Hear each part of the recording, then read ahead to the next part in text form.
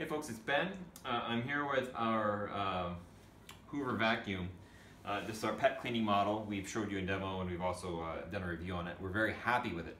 But we did have an incident recently where we did suck up an item that caused the beater bar to actually freeze. And when the machine's running, I'm going to take the tank off, that causes the belt to essentially spin. It's the weak link, and that's a good thing.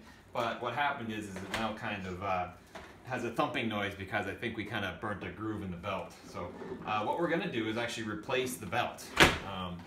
We did purchase this unit at Canadian Tire, so it has a description of the part number you're supposed to have, and Canadian Tire had a descriptive part of, okay, this part number matches this part number, and sure enough, they had one. Actually, they had a bag that actually comes with 2 belts, so we'll have a spare if we don't lose it over time, and then we have the one we're going to use here. Changing a belt on a vacuum is typically pretty easy.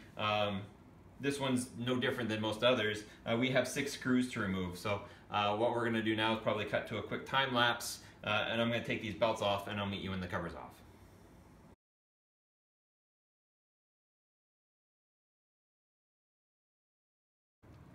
Okay, so as you saw, we took out their 6 screws that hold it on there.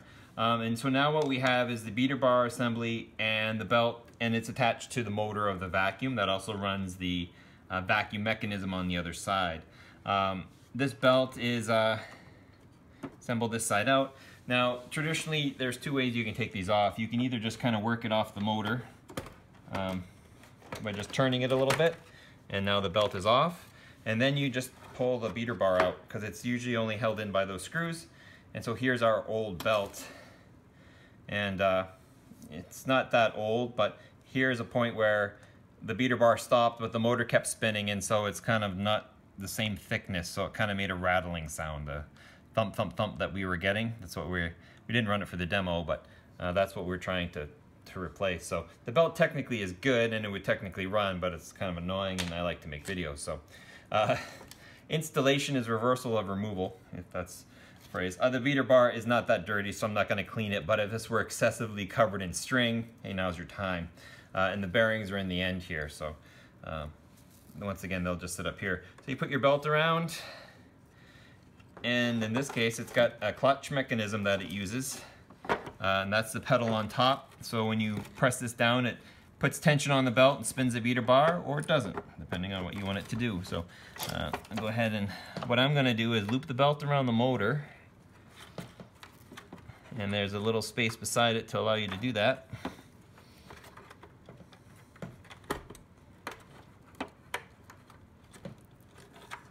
Oh, I'm hitting the guard, my bad. So there's the motor. Oops.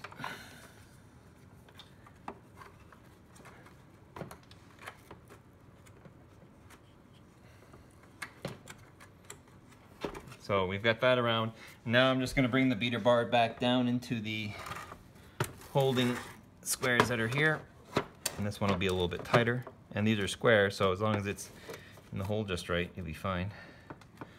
Make sure the belt's lined up. That might help too. There.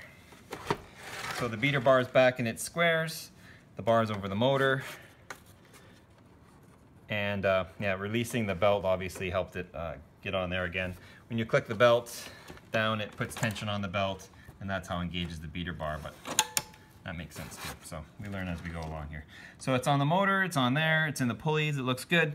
It will auto align. Now we just put the screws back in, and we'll give it a spin.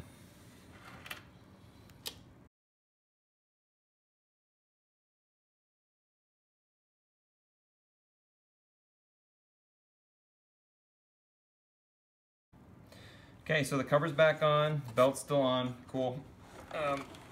So last thing we're going to do, of course, is test run it.